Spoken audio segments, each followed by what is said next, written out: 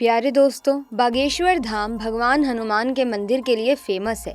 बागेश्वर धाम अनेक तपस्वियों की दिव्य भूमि है, जहां दर्शन मात्र से ही लोगों को बालाजी महाराज की कृपा और आशीर्वाद प्राप्त हो जाता है।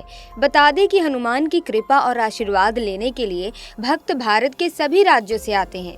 बागेश्वर धाम भूत भवन महादेव और स्वयंभू श्री बालाजी सरकार का चमत्कारी जीवंत स्थल है। प्यारे सभी दर्शकों, आज के इस वीडियो में मैं आपको एक ऐसा वाक्य या कहूँ कि ऐसी कहानी बताने वाली हूँ जिसे सुनने के बाद पैरों तले जमीन खिसक जाएगी।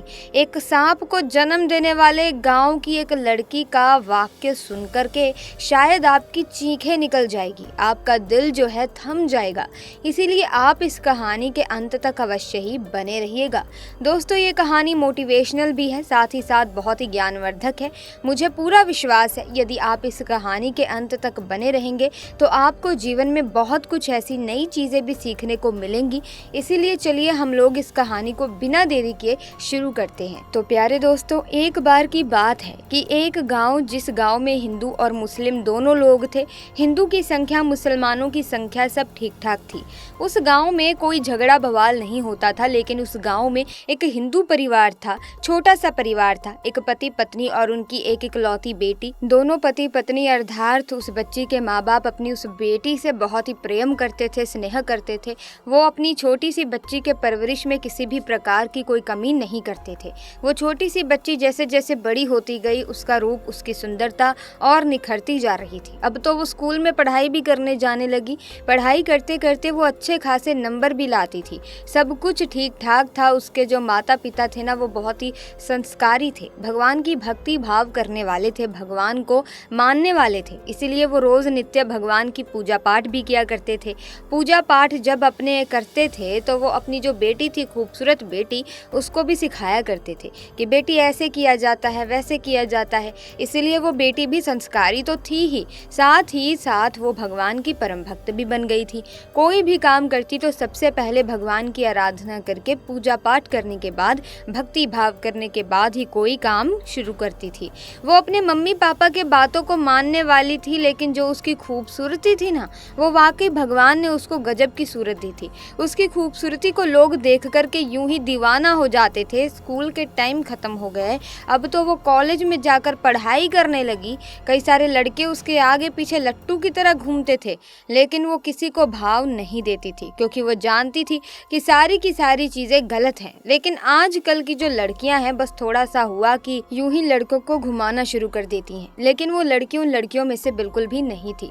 हाँ, उनका फ्रेंड सर्कल जरूर था, लेकिन उनका गलत प्रभाव 1% भी उसकी लड़की पर नहीं पड़ता था। कॉलेज के दिन तो पूरे ही होने वाले थे कि उसी गांव का एक जो मुस्लिम लड़का उस लड़की को देख करके दीवाना हो जाता है, उसके पीछे लट्टू हो जाता है। वो जब पढ़ने जाती तो उसके पीछे पीछे जाता, हर तरीके से वो उसका पीछा करता था, उसको बहुत ही चाहता था, उसकी खूबसूरती का दीवाना हो गया था। जब उसके कॉलेज की पढ़ाई पूरी हो गई तो वो घर पर रहने लगती है। जब वो घर पर रहने लगती है तब वो लड़का उसके घर के इर्द गिर्द चक्कर लगाना शुरू कर देता है।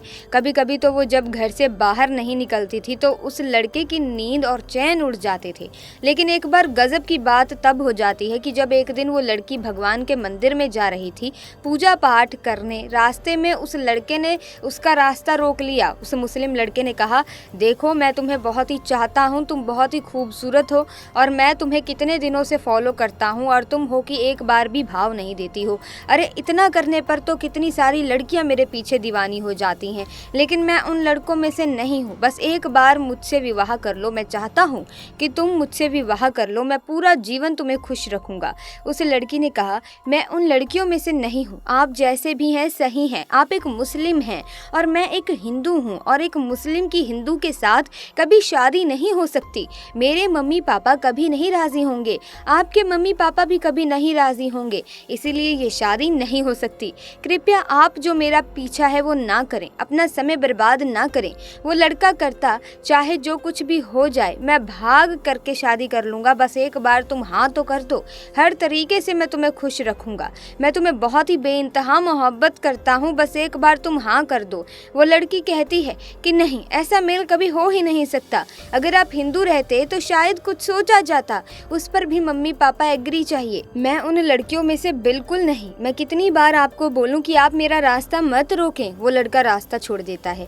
फिर भी वो लड़का उस लड़की का पीछा करना नहीं छोड़ता था। वो समझता है कि शायद किसी न किसी दिन उसका दिल मुझ पर आ ही जाएगा, लेकिन उस लड़की का दिल एक बार भी उस लड़के पर नहीं आता है। वो हर तरीके से उसका प्रयास करता रहता है, लेकिन कोई भी प्रयास उसका कामयाब नहीं होता। लेकिन उस लड़की के जो माँ बाप थे, उसने कहा कि बेटी देखो, अब तुम बड़ी हो गई हो और तुम शादी के योग हो गई हो, तुम्हारी शादी करना बहुत ही ज़रूरी है। उस लड़की के माँ बाप ने एक अच्छे खासे धनी परिवार में उस लड़की की शादी तय कर दी। शादी तय करने के बाद जब उस लड़के को पता चला कि उस लड़की की शादी तय हो गई है, उसको बहुत कष्ट होता है, लेकिन वो करे तो कर भी क्या सकता है। वो मन नहीं मन जिद करता है कि अगर उसकी शादी किसी दूसरे के साथ हो गई तो समझ तो खैरियत नहीं है। अगर वो मेरी नहीं हो सकती तो मैं उसे किसी दूसरे की होने भी नहीं दूंगा, चाहे कुछ भी हो जाए। बस उधर वो लड़की की शादी तय हो जाती है और लड़की की शादी भी हो जाती है। ये लड़के का जो दिल है बिल्कुल दहल जाता है। उसने बहुत कोशिशें की, लेकिन वो अपनी सारी कोशिशों से नाकामयाब हो जाता है। उस लड़की ने उससे शादी नहीं की। वो लड़का उसके लिए मर मिटने को तैयार था, लेकिन उस लड़की ने उसके साथ शादी नहीं की। अब तो वो लड़के के अंदर जिद आ गई कि अगर वो मेरी नहीं हो सकी तो मैं उसको किसी दूसरे की भी होने नहीं दूंगा। अब वो लड़का एक मौलाना साहब के पास जाता है और मौलाना साहब से कहता है कि मेरे को काला जादू सीखना है, आप जितने चाहेंगे मैं आपको उतने पैसे दूंगा। उस मौलाना ने पैसों के लालच में आकर उसे एक इल्म में जो कहता है करने के लिए लगातार 40 दिन तक, अगर 40 दिनों तक तुम इस काम को कर दोगे तो तुम जो काला जादू सीख जाओगे और किसी के ऊपर कोई भी चीज़ कर सकते हो। लगातार 40 दिनों तक कठिन मेहनत करके रात रात भर जाग करके वो काला जादू सीखता है और काला जादू सीखने के बाद वो लड़का उस लड़की के ऊपर काला जादू करता है।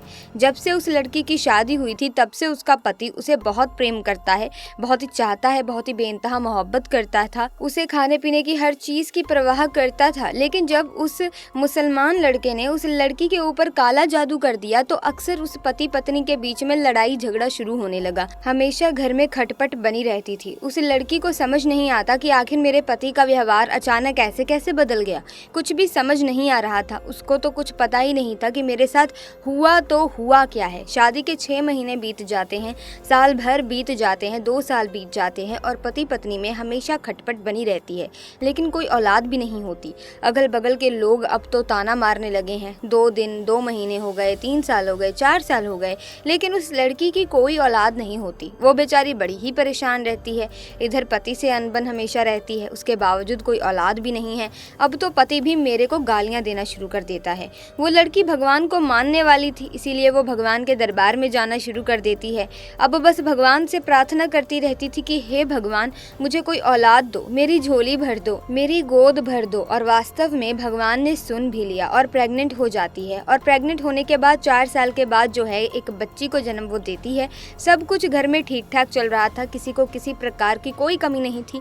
उस बच्ची का लालन पालन बहुत ही अच्छे तरीके से हो रहा था। धन दौलत की और भी किसी चीज़ की कमी तो नहीं थी, लेकिन उस बच्ची का उसका अपना ही पिता जो 1% में भी उसको प्यार नहीं करता था, नहीं जानता था, नहीं मानता था, वो समझता ही नहीं था कि ये मेरी ही बच्ची है। उसको कभी कुछ नहीं करता, ना ही खेलता। लेकिन वो जो औरत थी ना, वो समझती थी कि शायद मेरी बच्ची अभी छोटी है और एक ना एक दिन मेरे पति को पता चल ही जाएगा कि हाँ, बच्चों की कितनी अहमियत होती है और एक ना एक दिन वो मेरी बच्ची से प्यार भी जरूर करेगा। और इस तरह से उस बच्ची को धीरे धीरे करके 10 महीने हो जाते हैं। वो बच्ची जमीन पर खेलना शुरू कर देती है, थोड़ा बहुत रोना बोलना चलना शुरू कर देती है। उस माँ का दिल कितना अच्छा होता है कि जब मेरी बच्ची खेल रही होती, लेकिन बस उसको एक चीज़ की कमी थी कि मेरे पति का प्यार इस बच्चे को नहीं मिलता, इस बच्ची को इसका बाप का प्यार नहीं मिलता। बस वो इस बात से नाखुश रहती थी। और एक दिन उसके घर के दरवाजे पर एक साधु बाबा दस्तक देते हैं। तो उस घर में एक नौकरानी थी। नौकरानी ने जाकर दरवाज़ा खोला, देखा कि सामने एक साधु बाबा है। उन्होंने कहा कि बेटी, मुझे बहुत ज़ोर से भूख लगी है, अगर भोजन पानी करा देते तो बड़ी अच्छी बात होती। तो नौकरानी भागी भागी मालकिन के पास आई और कहा कि देखिए, दरवाजे पर एक साधु बाबा आए हैं और भोजन पानी मांग रहे हैं। तो उस मालकिन ने कहा, अगर भोजन पानी मांग रहे हैं तो उन्हें जाकर दे दो। जाके नौकरानी साधु बाबा को भोजन पानी देने के लिए गई। तो साधु बाबा ने कहा, मैं नौकरानी से भोजन पानी ग्रहण नहीं कर सकता, मैं इस घर की मालकिन के हाथों से ये भोजन ग्रहण करूंगा। उसके बाद वो औरत अपने हाथों से साधु बाबा को भोजन परोसती है और साधु बाबा कहते हैं कि पहले मुझे पानी दो हाथ धोने के लिए। वो औरत अपनी नौकरानी से पानी लाने के लिए कहती है और नौकरानी वो पानी लाकर अपनी मालकिन को दे देती है और फिर वो साधु बाबा उसे पानी को लेते हैं। लेकिन जैसे ही साधु बाबा उस पानी को पीने ही वाले थे तब वो रुक गए। वो लड़की कहती है, बाबा जी क्या हुआ, आप पानी क्यों नहीं पी रहे हैं, आप रुक क्यों गए? बाबा ने कहा कि इस पानी में तो सांप है। लड़की ने कहा, क्या बात कर रहे हैं बाबा, पानी में सांप कैसे हो सकता है, मेरे को तो नहीं दिखाई दे रहा। साधु बाबा ने कहा, मुझे तो दिखाई दे रहा है ना कि इस पानी में सांप है, शायद आपको इसका मतलब नहीं पता, आपके ऊपर किसी ने भयानक काला जादू कर दिया है, आपको संतान का सुख नहीं मिल सकता। वो लड़की थोड़ी सी हंसने लगी, क्या बात करती हो, अरे मेरी एक बच्ची भी है और 10 महीने की हो गई है और आराम से बिस्तर पर सोई हुई है, अभी मैं देख करके आती हूँ। साधु बाबा ने कहा, नहीं, भले ही आपकी बच्ची है लेकिन आपको संतान का सुख लिखा ही नहीं है, क्योंकि ये जो सर्प है आपकी बच्ची को डस लेगा। वो भागी भागी अपने कमरे में जाती है कि सर्प ने वास्तव में कहीं मेरी बेटी को डस तो नहीं लिया है, और जब वो उस बच्ची को हिलाती है उठाती है तो वास्तव में वो लड़की इस दुनिया से जा चुकी थी, उसकी बच्ची इस दुनिया में रहती नहीं है। वो रोने लगती है, वो रोती रोती भागी भागी उस बच्ची को लेकर के बाहर साधु बाबा के पास आती है, लेकिन साधु बाबा तो तब तक चले गए थे। वो औरत साधु बाबा को ढूंढती है, वो तुरंत अपने पति को कॉल करके कहती है कि एक साधु बाबा आए थे और बोले हैं कि तुम्हें संतान का सुख नहीं मिलेगा, तभी से मेरी बच्ची इस दुनिया में नहीं है, बच्ची के प्राण जा चुके हैं। साधु बाबा गए तो गए कहाँ, वो कह रहे थे कि किसी ने काला जादू करवाया। वो औरत कहने लगी, क्या हो रहा है मेरे साथ, मेरी बच्ची अभी तो थी।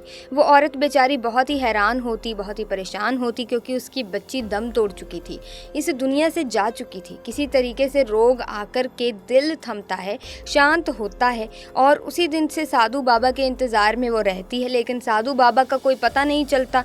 वो औरत बेचारी बहुत ही परेशान रहती है। 1 साल बीत जाता है, फिर से वो औरत माँ बनने वाली होती है। प्रेग्नेंट होने के बाद फिर से एक खूबसूरत बच्ची का जन्म होता है। वो बड़ी खुश होती है कि मैं इस बच्ची को किसी प्रकार की कोई कमी होने नहीं दूंगी, परवरिश में किसी प्रकार की कोई कमी नहीं होने दूंगी, इसे कभी भी अपनी आंखों से दूर नहीं जाने दूंगी, इसको मैं नहीं खोना चाहती हूँ। मैं उस साधु बाबा की बातों को मैं झूठा साबित करना चाहती हूँ, क्योंकि उसने कहा था कि तुम्हें संतान सुख नहीं मिलेगा, और देखो मेरी तो एक और बच्ची हो गई। मन ही मन बड़ा खुश होती। अब वो बच्ची को इस दुनिया में आए हुए 1.5 साल हो जाता है। वो बच्ची अब 1.5 साल की हो जाती है और चलना फिरना शुरू कर देती है, मम्मी पापा कहना शुरू कर देती है, बहुत ही खुश रहती है। लेकिन तभी भी उस बच्ची को अपने बाप का प्यार नहीं मिलता, और उस बच्ची को जब 1.5 साल हो जाता है तो बच्ची घर के आंगन में खेल रही थी, तब उस घर के दरवाजे पर दस्तक होती है, घंटी बजती है। नौकरानी ने घर का दरवाजा खोला तो वही साधु बाबा थे। नौकरानी ने तुरंत अपनी मालकिन को बुलाया, देखिए मालकिन वही साधु बाबा आए हैं। वो औरत भागी भागी साधु बाबा के पास में आती है, कहती है कि बाबा जी आपने उस दिन क्या कर दिया था, अरे आपने तो मेरी बच्ची को जैसे ही कहा तो मैंने देखा तो मेरी बच्ची इस दुनिया में नहीं थी। साधु बाबा ने कहा, मैंने आपसे कहा है कि मैं यहाँ पर खास कर आपके लिए ही आया हूँ, लेकिन आप तो बात को मानती नहीं, पर मैं आपसे बार बार कह रहा हूँ कि आपके ऊपर किसी ने काला जादू कर दिया है और आपको इसका उपाय करना ही पड़ेगा, और जब तक आप इसका उपाय करेंगे नहीं तब तक आपकी संतान सुख नहीं मिलेगा। उस लड़की ने फिर से कह दिया, आपके सामने ये बच्ची खेल रही है और कैसे आप कह सकते हैं कि संतान सुख नहीं है। उसने कहा, बच्ची खेल रही है, लेकिन मैं कहता हूँ ना, आप मेरी बातों को मान लीजिए, संतान सुख नहीं लिखा। औरत ने कहा कि आप रुकिए, मैं अपने पतिदेव को कॉल करके बुलाती हूँ। साधु बाबा ने कहा, मेरे पास इतना समय नहीं है, जब आपको बात ही नहीं माननी है तो भला मेरे रुकने का क्या फायदा। साधु बाबा तुरंत वहाँ से चले जाते हैं और वो अपने पतिदेव को फोन करके बुलाती है। साधु बाबा ऐसा ऐसा कह रहे थे। तो उस घर में एक पालतू कुत्ता था जो बहुत ही न्यारा था, बहुत ही सुंदर सा था। वो पालतू कुत्ता घर के ठीक कुछ दूरी पर एक गड्ढा खोद रहा था। गड्ढा खोदते खोदते वहाँ पर काफी बड़ा गड्ढा बना दिया और वो बच्ची धीरे धीरे टहलते टहलते आती है और उस गड्ढे में गिर जाती है। जैसे ही गड्ढे में गिरती है, उस बच्ची की गर्दन टूट जाती है और वो वहीं पर दम तोड़ देती है। जब तक उसका पति घर पर आता है तो वो भागी भागी अपनी बच्ची को उठाने के लिए जाती है, लेकिन उस बच्ची की गर्दन टूट चुकी थी और वो इस दुनिया को छोड़ चुकी थी। अब तो उसको कुछ ना कुछ भरोसा हो जाता है कि शायद जो साधु बाबा कह रहे हैं बात सत्य कह रहे हैं, उसमें कुछ सच्चाई है। और अब वो साधु बाबा कहाँ मिलेंगे, वो अपने पति को लेकर के इधर उधर ढूंढती है, लेकिन साधु बाबा फिर से नहीं मिलते। शायद वो भगवान का भेजा गया एक रूप रहते हैं जो ढूंढने पर इनका कोई पता नहीं रहता। वो ढूंढती है लेकिन नहीं मिलते हैं और बेचारी फिर से रो रो कर शांत हो जाती है। बेचारी क्या ही करे अब, क्योंकि जो बच्ची मर गई है अब उसे ला तो नहीं सकते ना। फिर से वो तीसरी बार प्रेग्नेंट हो जाती है और प्रेग्नेंट होने के बाद फिर से खूबसूरत बच्ची को जन्म देती है।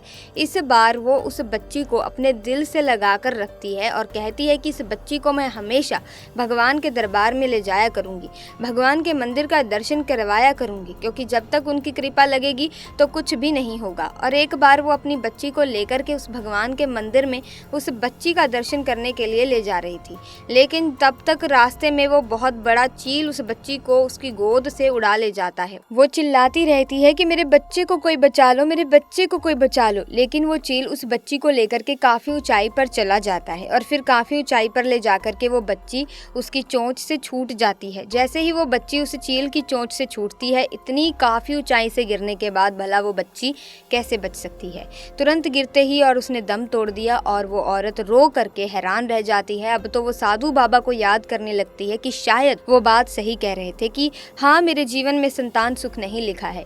हाँ, संतान हो रही है, बच्चे हो रहे हैं, लेकिन वो जीवित नहीं रह रहे, किसी न किसी कारण से वो मारे ही जा रहे हैं। काफ़ी दुखी का सदमा लग चुका था उसे और तब तक जो है साधु बाबा दस्तक देते हैं। और जैसे ही साधु बाबा का दस्तक होता है, वो औरत भागी भागी साधु बाबा के पास में जाती है, उनके चरणों में गिर जाती है, कहती है, बाबा जी, मैं आपकी बातों को नहीं मानती थी, लेकिन वास्तव में मेरे भाग्य में तो ऐसा ही लिखा है कि संतान सुख मिल ही नहीं रहा है। किसी न किसी कारण से बच्चे मेरे मारे जा रहे हैं। आखिर ये हो क्या रहा है? आखिर काला जादू किया है तो किया किसने? उसने कहा कि इसके लिए पहले आप तैयार हो जाइए कि क्या आप, मैं जो काम कहूँगा उस काम को आप करने के लिए तैयार हैं, तब जाकर सारी सच्चाई पता चलेगी। वो लड़की तैयार हो जाती है कि आप जो कहेंगे वो सारे के सारे काम करेंगे। साधु बाबा ने कुछ सामान मंगाया, पूजा सामग्री शुरू की और पूजा हवन शुरू करने के बाद बाबा ने कहा कि जब आपकी शादी नहीं हुई थी तो उस समय आपके पीछे एक मुस्लिम लड़का पड़ा हुआ था। उसने कहा, हाँ, उस मुस्लिम लड़के से आपने शादी नहीं की, जिससे वो विद्रोह में आ गया और वो जो लड़के ने आपके ऊपर काला जादू करवा दिया, जिसकी वजह से आपके गर्भ में एक सांप है और वो सांप ही आपकी बच्ची को डस रहा है। कहीं ना कहीं वो सर्प अगर आपके गर्भ से बाहर निकल जाए तब जो है आपके बच्चे सही सलामत रहेंगे। तो उस लड़की ने कहा कि आखिर वो सांप मेरे गर्भ में है तो वो बाहर कैसे निकलेगा? तो बाबा ने कहा, देखिए, घबराने की बात नहीं है, आप एक होशियार समझदार हैं। जो आपके गर्भ में एक सर्प पल रहा है, आप उसको अपना औलाद जैसे मानिए, अपने बेटे जैसा मानिए और उससे कहिए कि तुम मेरे बेटे हो और अब तुम मेरे गर्भ में अच्छे से पल सकते हो। उसको जन्म देने के लिए कहिए कि मैं तुम्हें जन्म देना चाहती हूँ और फिर मैंने जो भी उपाय करना है उस उपाय को भी मैं कर देता हूँ। और ठीक 9 महीने बाद जब ये सर्प बाहर निकलेगा, थोड़ा सा उसमें सावधानी करिएगा, हो सके ऊपर वाले परम पिता परमेश्वर की कृपा होगी तो वो सर्प मरा हुआ ही पैदा होगा, लेकिन कुछ कहा नहीं जा सकता है। बस आप उस सर्प को जन्म देने के लिए अपने प्यारे बेटे जैसे आप उसे मानिएगा। उस महिला ने ठीक वैसा ही काम किया कि जैसा उस साधु बाबा ने कहा था। उसने अपने गर्भ पर हाथ रखा और कहा कि देखो, मैं तुम्हें जन्म देना चाहती हूँ, तुम एक सर्प हो, मुझे कोई आपत्ति नहीं है, मैं तुम्हें जन्म देना चाहती हूँ, तुम बाहर आओ। बस उसी दिन से वो जो गर्भ से सर्प था, वो सर्प धीरे धीरे बढ़ना शुरू हो जाता है और धीरे धीरे बढ़ते बढ़ते इतना बड़ा हो गया कि बाकी लोग उसके पेट को इतना बड़ा देखकर अचंभित हो जाते थे कि ऐसा कैसे हो सकता है। देखा जाए तो अब उसके पेट में 1% भी दर्द नहीं रहता था। ठीक 9 महीने जब पूरे हो गए तो उसने अपनी नौकरानी से कहा, देखो, डर करके भागने की जरूरत नहीं है, मेरे गर्भ में एक सर्प पल रहा है और वो सर्प जैसे ही बाहर निकलेगा, तुमको घबराने की बात नहीं है, मेरे सामने रख देना। और ठीक यही हुआ। 9 महीने बाद उस लड़की के गर्भ से वो सर्प निकलता है तो बहुत ही भयानक बड़ा सर्प देख करके नौकरानी बिल्कुल डर जाती है। कुछ लोग और भी वहाँ पर इकट्ठा हो जाते हैं, मौजूद हो जाते हैं। सारे के सारे लोगों की चीखें निकल जाती हैं कि ऐसा कैसे हो सकता है, एक गर्भ में इतना बड़ा सर्प। लेकिन वो सर्प जब निकलता है तो वो सर्प मरा हुआ था, जीवित नहीं था। सबको बड़ी ही तसल्ली होती है कि चलो ठीक है, सर्प गर्भ से बाहर निकल गया है, अब जो लड़के ने काला जादू किया उसका उस औरत पर कोई प्रभाव नहीं पड़ेगा। सर्प को जन्म देने के बाद उस लड़की की स्थिति ठीक हो जाती है और ठीक साल भर बाद जब उसके शरीर की स्थिति सही हो जाती है तो वो फिर से गर्भवती होती है। लेकिन जब गर्भवती होती है तो गर्भ में ही रहता है बच्चा तब तक जो साधु बाबा का दस्तक होता है। साधु बाबा ने उस घर का दरवाजा खटखटाया। घर की जो मालकिन थी वो बाहर आती है, नौकरानी भी वहाँ पर आती है। उस लड़की ने कहा कि कहीं साधु बाबा फिर से आप कोई दुखद समाचार तो नहीं लेकर आए हैं? अरे इस बार जो बच्चा पल रहा है, क्या होगा कि नहीं होगा, इस बार तो कहीं नहीं कुछ होने वाला। उस साधु बाबा ने कहा, नहीं नहीं, इस बार मैं आपको एक बहुत ही सुख वाली और बहुत ही सुंदर समाचार लेकर आया हूँ। ये जो आपका बच्चा है ना, इस बार आपका बच्चा आएगा और रहेगा भी। अब आपको संतान सुख मिलेगा भी, क्योंकि अब आपके ऊपर काला जादू नहीं है। क्योंकि जो काला जादू के वजह से आपके गर्भ में सर्प पल रहा था, उस सर्प को तो आपने जन्म दे दिया है और ऊपर वाले की कृपा से, भगवान की कृपा से जो मैंने उपाय किया था वो सर्प जीवित नहीं बचा होगा। उसने कहा, हाँ ऐसा ही होता है, लेकिन आखिर बाबा जी आप यहाँ पर आए थे, कौन सा सुख वाला समाचार है, कौन सा अच्छा खबर है। उसने कहा, बेटी जैसे ही उस लड़के को पता चलता है कि जो उसने काला जादू किया था और काले जादू का प्रभाव खत्म हो गया है, उसने फिर से दोबारा तुम्हारे ऊपर जो है काला जादू करने की कोशिश की। लेकिन मैंने जो उपाय किया था और भगवान की कृपा से, जो तुम भी भगवान की भक्ति भाव करती हो, उसकी कृपा से उसने काला जादू फिर से किया था। लेकिन वही जो काला जादू है फिर से लौट करके उसको वापस चला जाता है और एक भयानक विषैला सर्प का रूप बना करके वो सर्प जो उसको डस लेता है। और जैसे ही सर्प उस लड़के को डसता है, उसके तत्काल जो है तुरंत मृत्यु हो जाती है। इसलिए बेटी अब तुमको खुशी की बात है कि वो जो तुम्हारे जीवन में अभी कोई दखल अंदाजी नहीं कर सकेगा, क्योंकि वो इस दुनिया में है ही नहीं। जिसको जैसा करोगे मिलता वैसा फल है और उसने वैसा ही कर्म किया था। किसी दूसरे की जिंदगी उजाड़नी चाहिए थी, उसका ही जिंदगी गुजर जाती है।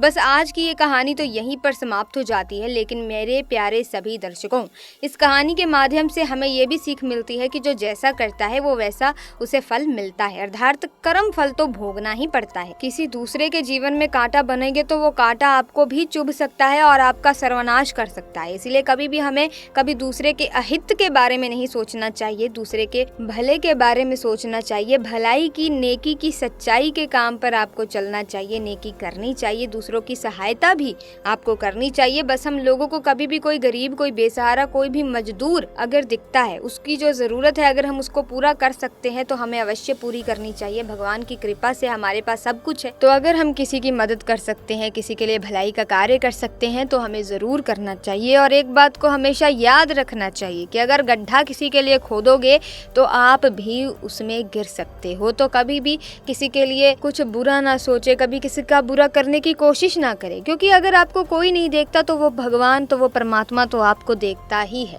और जब वो देखता है और आपको कर्मों की सजा देता है तो फिर वो जो सजा होती है वो सहन ना करने के बराबर होती है, आप सहन नहीं कर सकते। तो ऐसे में अच्छा है कि अच्छे काम करें ताकि आपको जब कर्मों का फल मिले तो आपको बहुत अच्छा फल मिले और आप भगवान की भक्ति में लीन हो जाएं। दोस्तों, बागेश्वर धाम सरकार के बारे में बहुत से लोगों ने सुना है, बहुत से चमत्कार वहाँ पर हुए हैं। ऐसे में वहाँ अर्जी लगाई जाती है जब भी किसी का काम अड़ जाता है या कोई काम पूरा नहीं हो पाता या फिर कोई जीवन में परेशानी है जो काफ़ी लंबे समय से चल रही है लेकिन निपटारा नहीं हो पाता, तो लोग बागेश्वर धाम जाकर श्री बालाजी महाराज से प्रार्थना करते हैं ताकि उनकी जो समस्या है, ताकि जो उनके दुख तकलीफ है, परेशानी है वो दूर हो सके। तो ऐसे में आप भी बागेश्वर धाम जाकर श्री बालाजी महाराज के वहाँ माथा टेके प्रार्थना करें, मनोकामना मांगे तो आपकी मनोकामना जरूर पूरी होगी। जो आपके दुख कष्ट हैं वो सब दूर हो जाएंगे, जीवन में सकारात्मकता प्रवेश कर जाएंगी। यही नहीं, वहाँ पर एक धीरेन्द्र शास्त्री नामक जो हैं, जो कथावाचक हैं, वो भी वहाँ पर बैठते हैं, लोगों की अर्जी को सुनते हैं, उन पर बालाजी का आशीर्वाद है। तो जब आप वहाँ पर अर्जी लगाएंगे, अपनी परेशानी आप उन्हें बताएंगे तो आपको समाधान मिल जाएगा। वो इतने दिव्य बाबा हैं कि जब आपकी अर्जी कबूल हो जाती है तब वो आपकी परेशानी खुद ही समझ जाते हैं, आपको बताने की भी ज़रूरत नहीं पड़ती। तो आपको बागेश्वर धाम जाकर दर्शन ज़रूर करने चाहिए श्री बालाजी महाराज जी के और अपनी समस्याओं से निजात आपको मिल जाएगा। सो प्यारे दर्शकों, आज की वीडियो में बस इतना ही। मुझे पूरी उम्मीद है कि इस वीडियो में बताई गई जो घटना है आपको बहुत ही हैरान करने वाली लगी होगी, क्योंकि देखा जाए ये जो काला जादू है, काले जादू से आप कुछ भी कर सकते हो, नामुमकिन को भी मुमकिन कर सकते हो, जो कि दूसरे लोगों के लिए बहुत ही घातक और परेशानी का कारण बन जाता है। लेकिन काला जादू कभी ना करें, क्योंकि कर्मों की सजा तो सभी को मिलती है। क्योंकि अगर आप आज किसी के बारे में बुरा सोच रहे हो, बुरा कर रहे हो, काला जादू कर रहे हो, तो आप भी नहीं बच पाएंगे, आपके ऊपर भी कष्ट जरूर आते हैं। हमने इस घटना में देखा ही है, कहानी में देखा ही है कि वो काला जादू करने वाला किस तरह की मौत मरता है। तो इन सब चीजों से दूर रहें और भगवान की भक्ति में ध्यान लगाएं। इसी के साथ वीडियो को लाइक करें, शेयर करें, चैनल को सब्सक्राइब करके बेल आइकन को भी प्रेस कर दीजिए ताकि नए वीडियोस की अपडेट आपको मिलती रहे। आपका बहुत बहुत धन्यवाद।